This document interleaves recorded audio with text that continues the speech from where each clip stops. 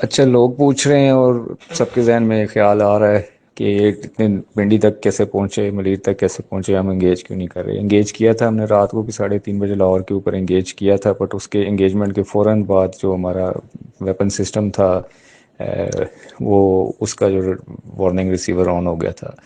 Which means کہ وہ detect ہو گیا تھا، جس کو ہم نے پھر شفٹ کرنا پڑا۔ یہ جو ڈرونز آ رہے ہیں ان پہ E S M suite mounted ہے۔ ان کا پرپز ہے کہ یہ ہمارے گراؤنڈ بیسڈ ایئر ڈیفنس کی ریڈیشنز کو ڈیٹیکٹ کریں، اور ڈیٹا لنک کے پیچھے یہ ہماری لوکیشنز کو ٹرانسمٹ کر دیتے ہیں کہ جو ان کے کمانڈ سینٹرز کو، کہ کہاں سے ان کو ہم نے لاک کیا ہے، جس کی وجہ سے ہمارے گراؤنڈ بیسڈ ایئر ڈیفنس کے جو سسٹمز ہیں، لو میڈز ہیں، ہائی میڈز ہیں، ان کی لوکیشن ڈسکلوز ہو جائے گی۔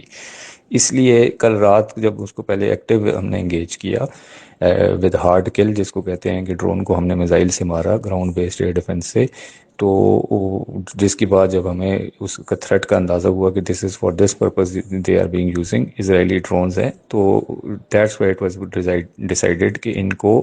Long range air defence systems جو کہ میزائل گائیڈنس سسٹمز پہ ورک کرتے ہیں اس پہ ہم نے نہیں انگیجمنٹ کرنی۔ ان کو آئیدر ہم نے سافٹ کل جس کو ہم کہتے ہیں تھرو جیمنگ ان کو گرائیں، یا پھر یہ جب ذرا نزدیک نیچی رینج میں آئیں تو ان کو ہم اپنے اور لیکن ویپن سسٹمز اور جو گن ویپن سسٹمز ہیں ان سے ہم ان کو شوٹ ڈاؤن کریں۔ تو یہ پروب کر رہے تھے، اور یہ پروب کرتے ہوئے یہ لوئٹر ہوئے ہیں، but they have been continuously monitored. ان کا روٹ آنے کا سارا وہ کر رہا تھا، بٹ اس کو engage through long range air defence missile system سے نہیں کیا گیا deliberately to avoid the detection of own systems. Henceforth جب سے وہ اپنی رینج سے انہوں نے آلٹیچیوڈ کو انہوں نے کم کیا ٹو مزید probes as said in the language کے ٹرول کرنے کے لیے، وہ کرنے کے لیے، تو اس میں پھر ہم نے ان کو